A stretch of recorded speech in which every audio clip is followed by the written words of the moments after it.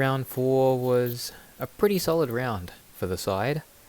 Scored 2,152, moved back into the top 10k, so that's always good. Could have gone even better if a couple things went my way, but really can't complain about this score. In defence, Jake Lloyd, great first half, was in the 70s to half time, but sadly dropped off big time in the second half. Laird was good, Stewart found a lot of the footy, Short fantastic. I reversed trades, traded out Bergman to Chapman instead of Sharp.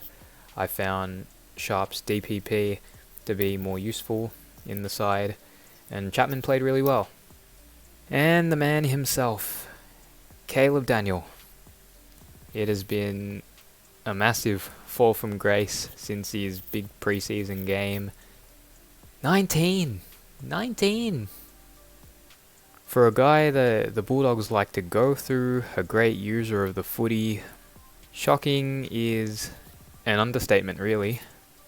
And this is probably his farewell from the team. What a way to go out. But I'll talk about him more during trades. The midfield, I could not be happier with my premiums. McRae, like I said last week, he was a lock for vice-captain or captain because of his record against Brisbane, and he didn't disappoint. 137, locked that in as my captain with Flynn as loop. Oliver sort of got tagged by O'Connor, but in the end he just did what he normally does. Had a huge 87-point second half on his way to the 130. Josh Dunkley, he's not flashy with it, but he just finds a way to continuously get involved as the game goes on and eventually get you a really solid score. And in this case, it's a 117. Great stuff. And Christian Petrarca, I've said the past couple weeks, he's been playing fine.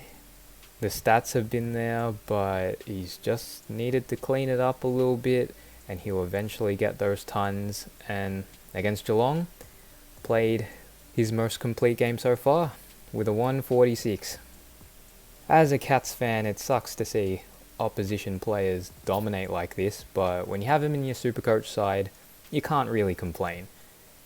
Goulden was well on his way up to half time, was at 65, just had a huge second quarter, but unfortunately couldn't really get involved throughout the second half. Clark was okay.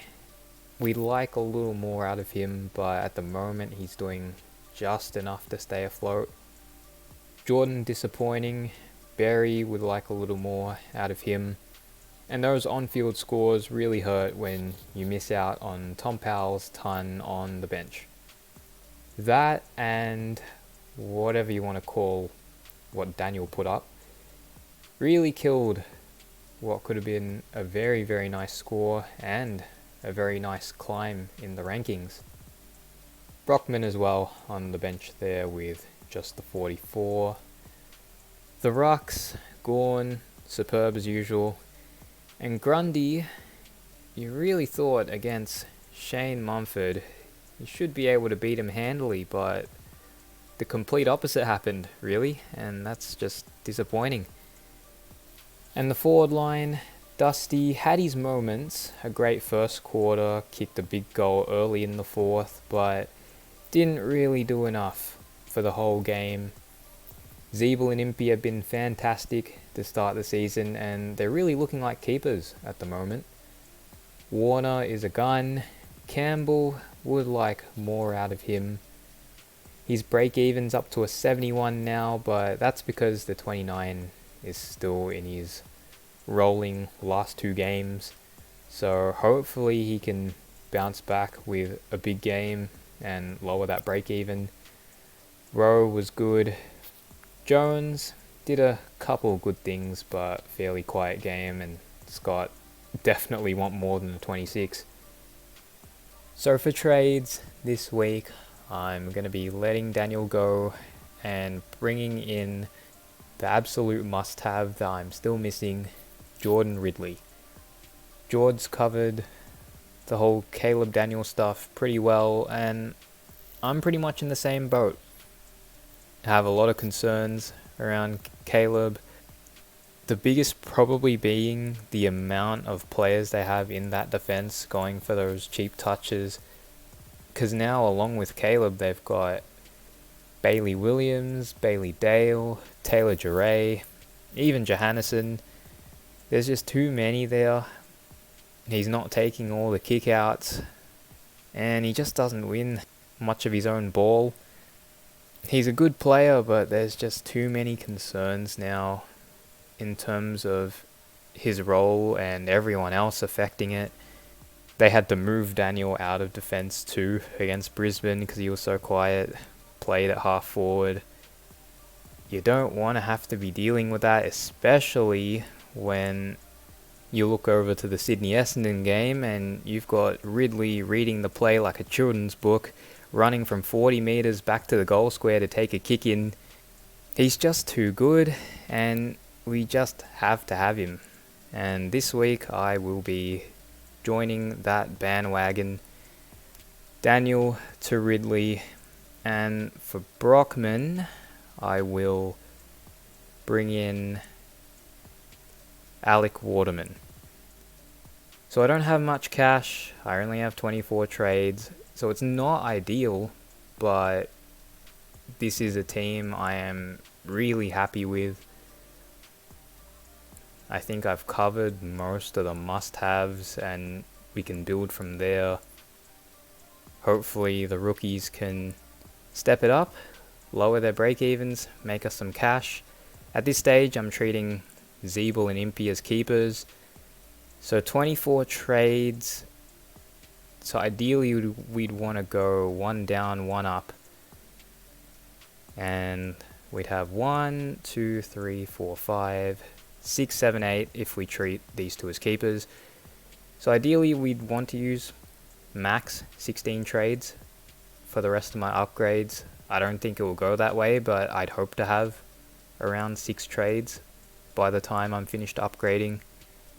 We'll have to see though, because quite a few of these guys are slow burns on the bench. We've got a few that aren't even playing, but we also have guys like Flynn who are killing it, Warner, Golden. So we'll see how everything pans out, but now we have Ridley. Very happy with how the team looks. Captains this week, Macrae against Gold Coast, no brainer for me. When do Brisbane play? Brisbane play Essendon Saturday night, so that's fine. I can loop with Sharp, assuming he doesn't get named.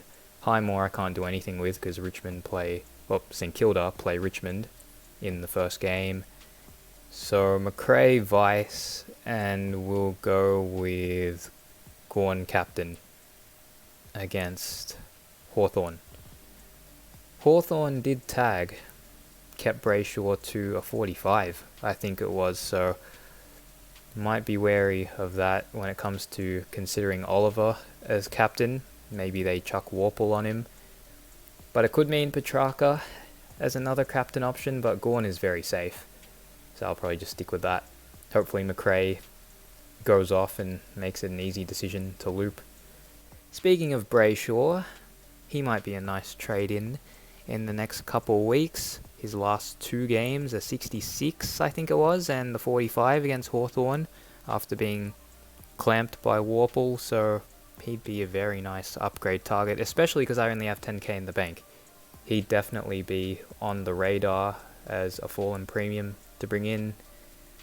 Stephen May, he's going to drop a fair bit after being subbed out on just a 7, I think it was.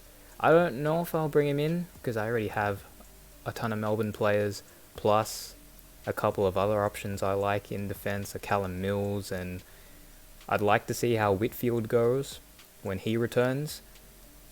But if cash is running low, Stephen May would be a great option in a few weeks as well. But that's just a little bit of future thinking there. I'm going to leave it at that.